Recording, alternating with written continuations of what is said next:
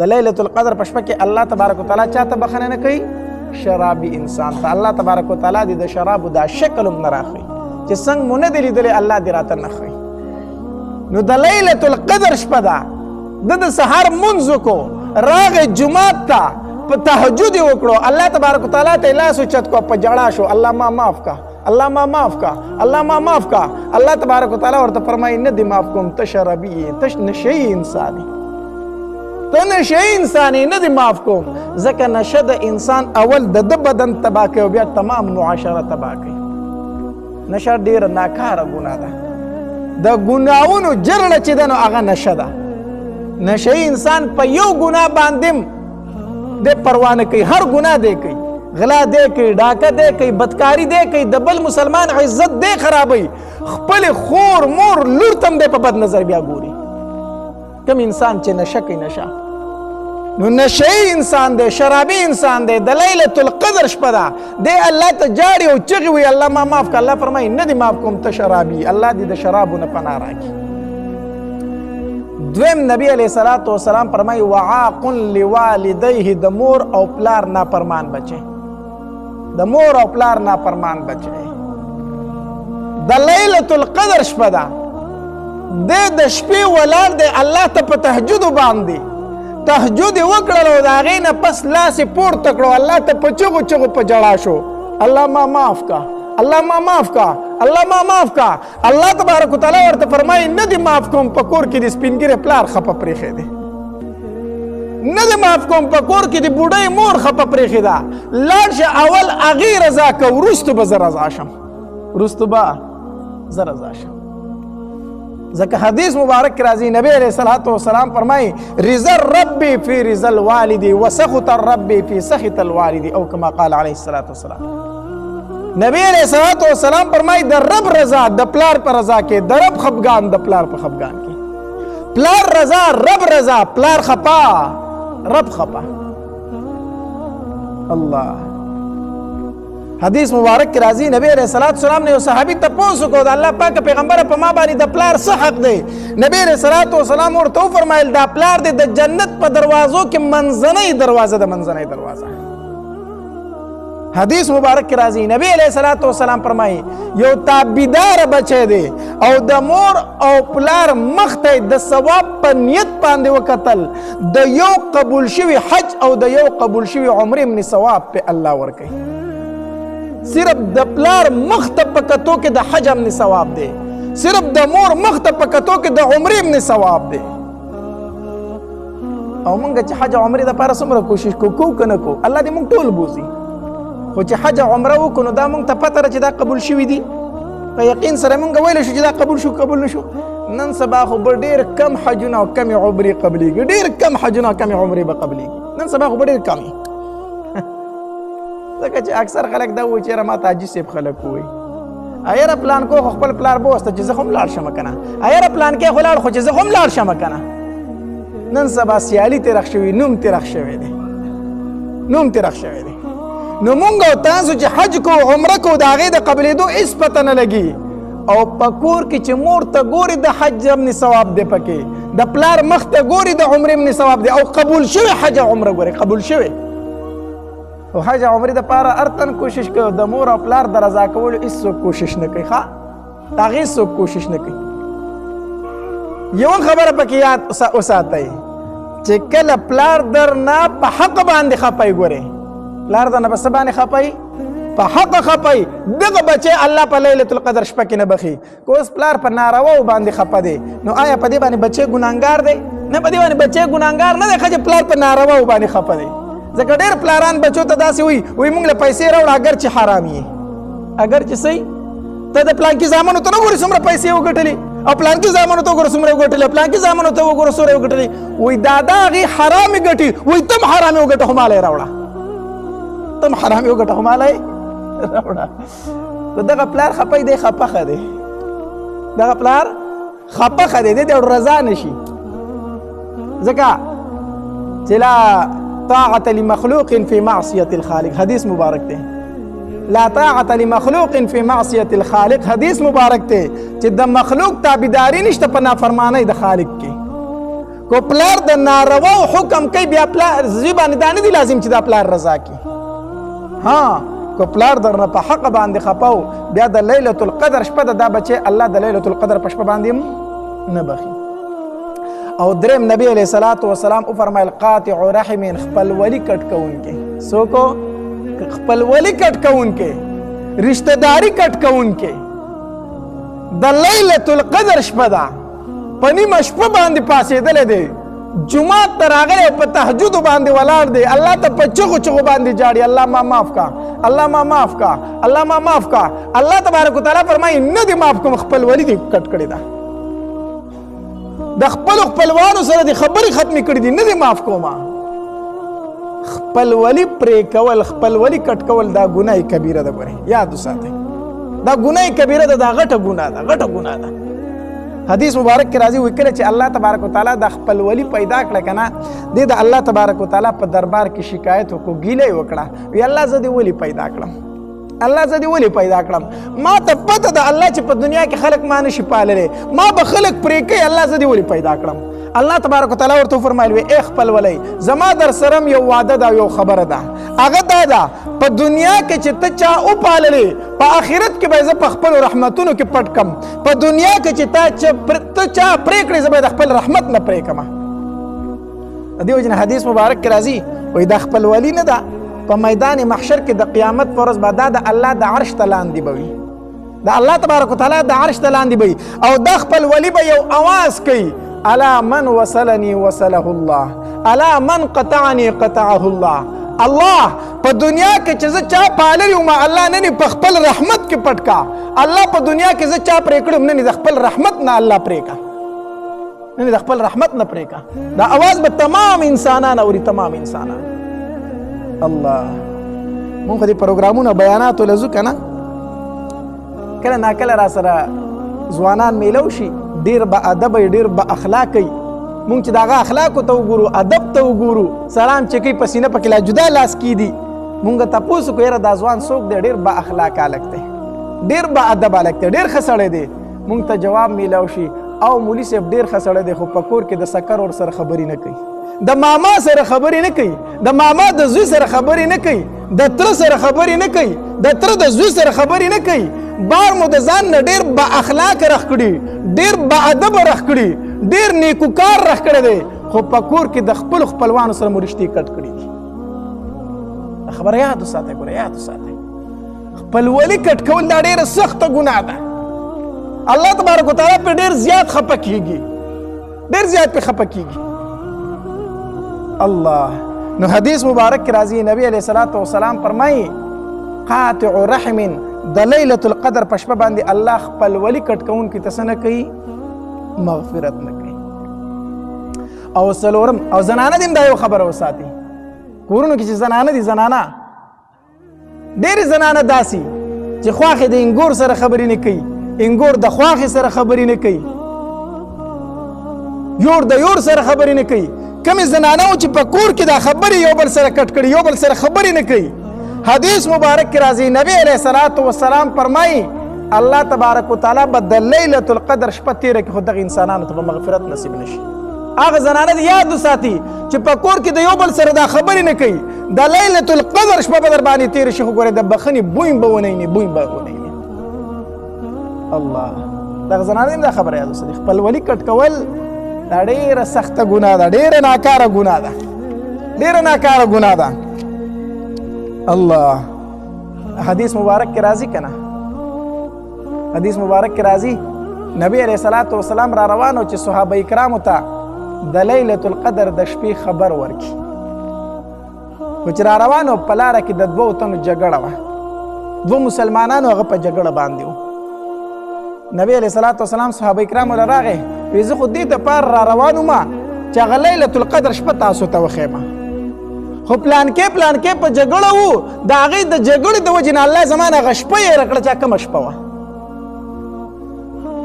د جګړې دومره نحوست دی دومره بې برکتیا ده چې زما نه الله تبارک وتعالی د لیلۃ القدر د شپې هغه تعین یې ورکړو چې هغه کومه شپه وه ما خو تاسو ته د هغې خبر درکو دا جګړې دومره نحوست او دومره بې برکتي راولي حدیث مبارک کې راځي نبی علیه الصلاۃ والسلام صحابه کرامو ته فرمایل وی ای زما صحابه کرامو تاسو ته یو خبره ونه خېما چې هغه د منځ نم غوره ده هغه د روژې نم غوره ده هغه د صدقې نم غوره ده یو ډېر بهترین عمل درته وښیم صحابه کرامو فرمایل وی د الله پاک پیغمبر ضرور راته وښیه نبی علیه الصلاۃ والسلام ورته وفرمایلو په خپل منځ کې ښه سلوک ساتل په خپل منځ کې ښه سلوک ساتل ښه اخلاق ساتل دا د دغه عباداتو نه بهتر عمل دی او بیا نبی علیه الصلاۃ والسلام وفرمایل وی دا جګړه کول دا د انسان نیکی داسې ختموي لکه په سر باندې چې بلیډ ووخي او دا بلیډ چې څنګه ویښته ختموي دا جګړه کول دا د نیکو خریل خریل لکه څنګه چې په بلیډ باندې ته سر اخری ویښته ختم کی داسې په مینس کې دا جګړې کول دا د انسان څه ختموي نیکی ختموي جګړې مه کوئ حدیث مبارک کې راځي نبی علیه الصلاۃ والسلام فرمایي وایي د انسانانو د اعمال د ګل په ورځ او د زیارت په ورځ بره اسمان ته خیږي په هر ګل په ورځ باندې او د هر زیارت په ورځ باندې د انسانانو د اعمال بر اسمان ته خیږي الله تبارک وتعالی دا ټول انسانان بخي دا نیک اعمال ول قبلی خو سیوا د هغه انسانانو نه کم انسانان چې په خپل منځ کې خبرې نه کوي په خپل منځ کې خبرې نه کوي الله تبارک وتعالی فرشتو ته فرمایي اے فرشتو ته دا نیک عمل لا نه قبلم تاسو ورته صبر وکئ کو دوی په خپل منځ کې روغ وکړو خبرې شروع کړي خدا نیکه به ورله قبول کما او کو روغ ونه کړو خبرې نه شروع نه کړي دا نیکه ورله نه قبلوم نو دا دشمنی او طرفګنۍ او نالګۍ دا ختمې کوي ښه نو دریم نبی علیه الصلاۃ والسلام فرمایي قاطع رحم خپل ولی کټ کوونکی د لیلة القدر په شپه باندې الله دته څه نصیب کوي مغفرت نه نصیب کوي او څلورم نبی علیه الصلاۃ والسلام فرمایي مشاحن صحابه کرامو تاسو کو وی د الله پاک پیغمبر دا مشاحن پکې څوک دی نبی علیه الصلاۃ والسلام فرمایل کینهګر حسدګر انسان کینهګر او حسدګر انسانو زبې درته په صفا پښتو کې وما د لیلة القدر په شپه باندې الله هغه انسان ته مغفرت نه کوي کم انسان چې په خپل زړه کې بل مسلمان ته خیره ساتي کم مسلمان چې په خپل زړه کې بل مسلمان ته ګونډې ساتي کم مسلمان چې په زړه کې دا توقع کوي دا ارمان کوي کم مسلمان چې د بل مسلمان په تکلیف باندې خوشحاليږي کم مسلمان چې د بل مسلمان په بیزتی باندې خوشحاليږي کم مسلمان چې د بل مسلمان په تاوان باندې خوشحاليږي یاد دې اوساتي دا انسان چې د لیلة القدر شپه به تیره شي خو د مغفرت بوی به ونه ویني د بخښنې بوی به ونه ویني چې په زړه کې بل مسلمان ته خیره ساتي په زړه کې بل مسلمان ته ګونډې ساتي نو نبی رسول الله فرمایي د لیلة القدر په شپه باندې الله چاته مغفرت نه کوي مشاحن ته کینهګر او حسدګر انسان ته حدیث مبارک کې راځي وایي دا حسد د انسان نیکی داسې خوري لکه اور چې وچ لرګي څنګه ختموي اور چې وچ لرګي څنګه ختموي داسې دا حسد د انسان نیکی ختموي د چا سره دې څه شی ولیدو ستا خوښ شو وایه الله دا د ده روزي که خو مالم داسې راکه دا د ده روزي که خو الله داسې مالم راکه داغه گاڑی دی داغه بنگله ده داغه جیداد دی داغه شهرت دی داغه علم دی داغه حسن دی هر څه چې دی داغو تا ولیدل وایه الله دا د ده روزي که خو ماله داسې راکه دا جایز دی حسد څه شی دی حسد دا دی وی الله کو ماله راکه کو نه راکه خو د دې سپیرنی والا صحیح ده که دا حسد دی دا د انسان نیکی ختموي الله نو حدیث مبارک کې راځي نبی علیہ الصلوۃ والسلام فرمایي په لیلة القدر په شپه کې الله تبارک وتعالی د تمام انسانانو مغفرت کې سیوا د دې څلورونه کم یو شرابي انسان دویم د مور او پلار نافرمان بچي او دریم نبی علیہ الصلوۃ والسلام فرمایي خپل ولی کټ کوونکې او څلورم نبی علیہ الصلوۃ والسلام فرمایي کینې والا انسان کینهګر انسان الله دې د دې ګناهونو نه پناه راکړي ورونو و یو خبره کوم کو دا ګناه را پکې چې د وس نه توبه وباسو ورنه د رمضان مبارک میاشت په تیره شي الله به راته بخښنه نصیب نه کړي نو بیا خیره د چا وه د جبریل علیه السلام امین پې د چا و د نبی علیه السلام هسې نه چې موږ د جبریل علیه السلام په خیره کې راشو د نبی علیه السلام په امین کې راشو الله دې موږ چرې په دغه کې نه راولي نبی علیه الصلاۃ والسلام چې کله د منبر په اوله پوړۍ باندې خپه کېښوده نو نبی علیه الصلاۃ والسلام وفرمایل وی آمین چې کله یې په دویمه پوړۍ باندې خپه کېښوده نو نبي علیه الصلاۃ والسلام بیا وفرمایل آمین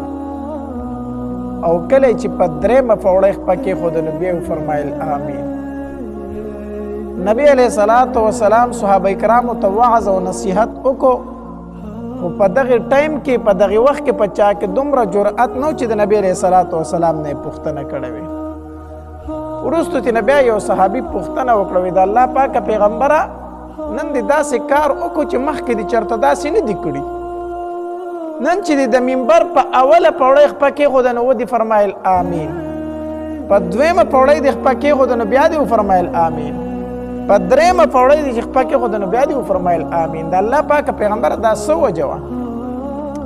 نبی علیہ الصلوۃ والسلام ورته وفرمایل وی کله چې ما د منبر په اوله پوړۍ خپه کېښوده نو ما ته جبرئیل علیہ الصلوۃ والسلام راغی او ما ته وفرمایل وی د الله پاک پیغمبر زه الله را لېږلی ما او ما ته الله تبارک وتعالی فرمایلی چې جبرئیل زما محبوب ته وفرمایا چې نن به جبرئیل خیره کوي او نبی علیہ الصلوۃ والسلام به پې آمین وی.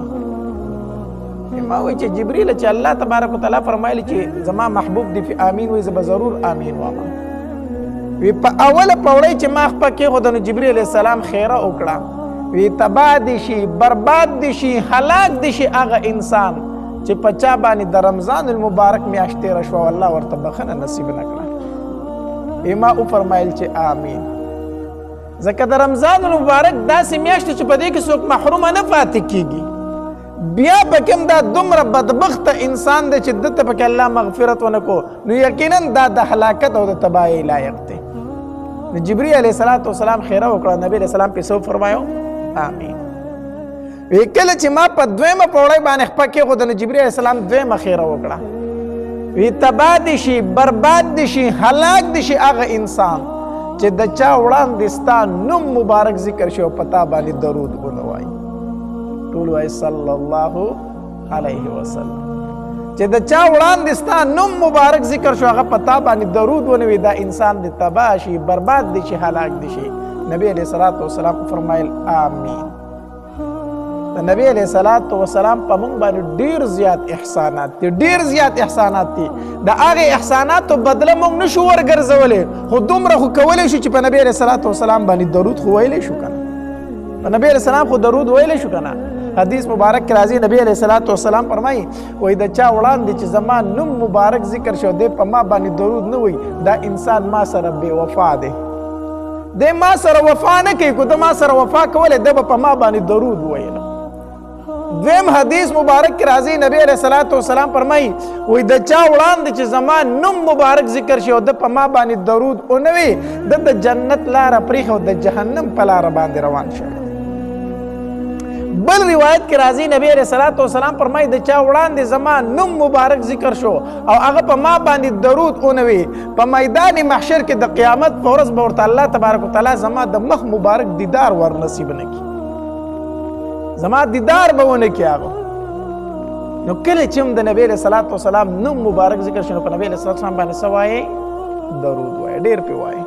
ځکه حدیث مبارک کې راځي وایي څوک چې په نبی علیہ الصلوۃ والسلام باندې یو ځلې درود وایي الله تبارک وتعالی پې لس ځله رحمتونه رالیږي.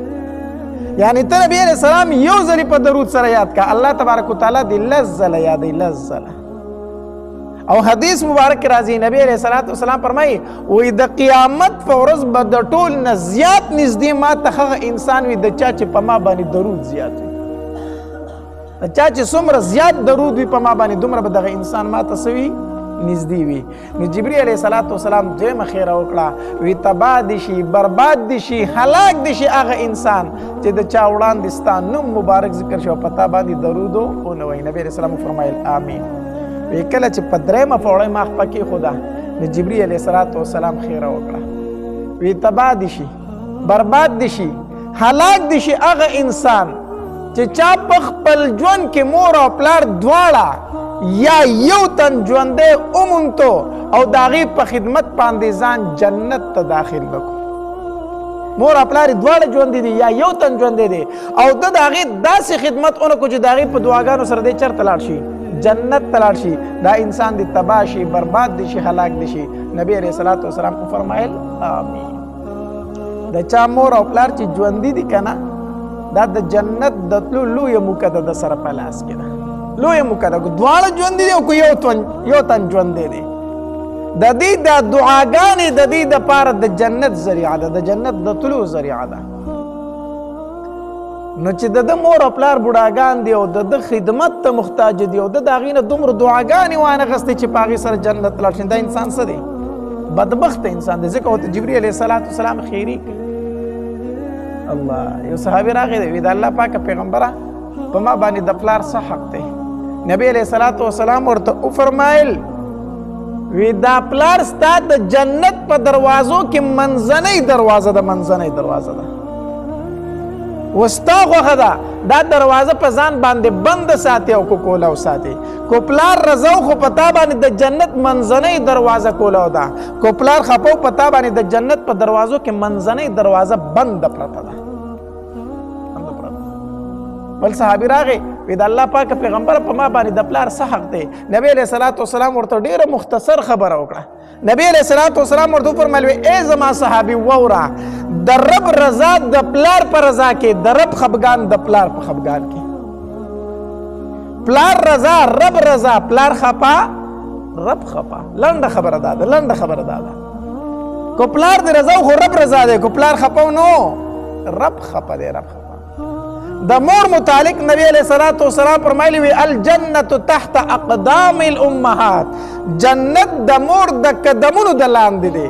د دې حدیث مبارک مطلب دا دی چې ځان به د مور د خپو خوري حساب کې هغې نه به جنت ته ځي.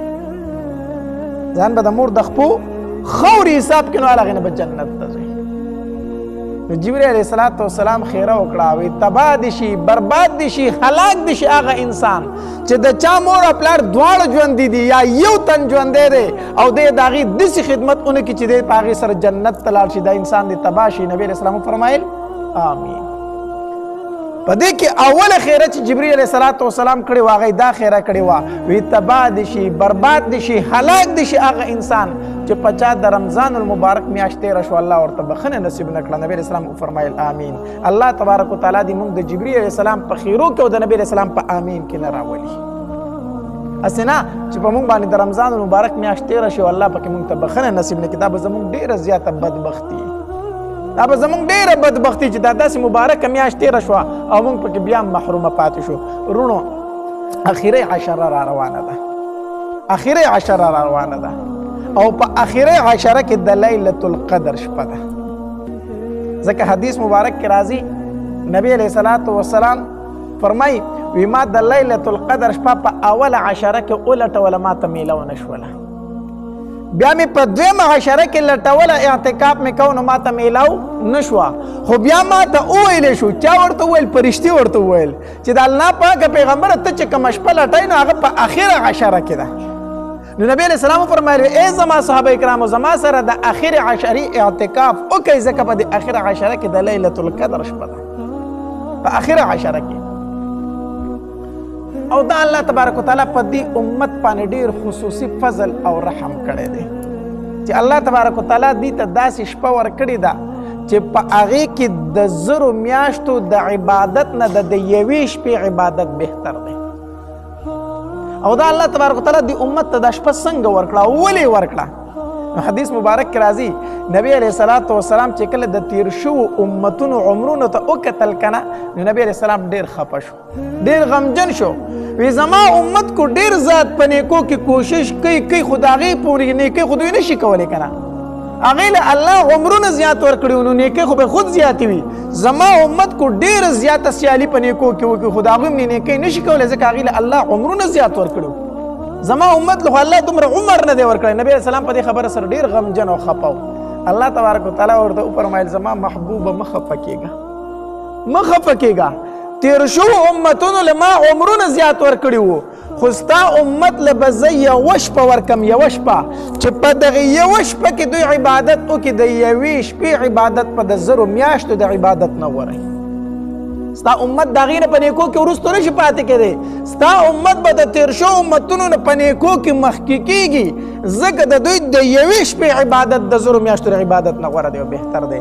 نو الله تبارک وتعالی دې امت ته د لیلة القدر شپه ورکړه د نبي علیه السلام په دغې ارزو او په ارمان باندې چې زما امت د تیر شو امتونو نه چېرته په نیکو کې پاتې رانشي. هغه شپه را روانه ده په اخره عشره کې ده. الله تبارک وتعالی دې موږ ټولو ته نصیب کړي. خورونو ګورې اخرنۍ عشره درنه چېرته په غفلت کې تېره نه شي. په دې اخرنۍ عشره کې د تراوو ډېر زیات اهتمام وکړئ. په ټولو روژه کې د تراوو اهتمام پکار دی، خو ګورئ چې په دې اخر عشره کې درنه تراوی چېرته پاتې نه شي. ځکه علما لیکي وایي چېرته یو انسان دی او هغه د شپې تراوی وکړي او بیا د شپې د پاسېدو فرصت ورته میلاو نه شو چې دی د شپې پاسېدلی وي او د شپې د الله عبادت کړی وي، خو تراوی کړې وي، نو په لیلة القدر کې اگر چې دی د شپې پانسېدو خو چې تراوی کړې وي، الله تبارک وتعالی دی په هغې انسانانو کې ولیکو کم انسانان چې د لیلة القدر په شپه باندې ولاړ او عبادت کوي. ځکه دا تراوی هم د شپې عبادت دی. الله تبارک وتعالی دی په هغې خلکو کې ولیکو کومو کسانو چې په لیلة القدر کې د شپې الله ته عبادت کړی دی. نو په آخر عشره کې درنه تراوی ګورئ بالکل فاتح نشي. ها بالکل فاتح نشي.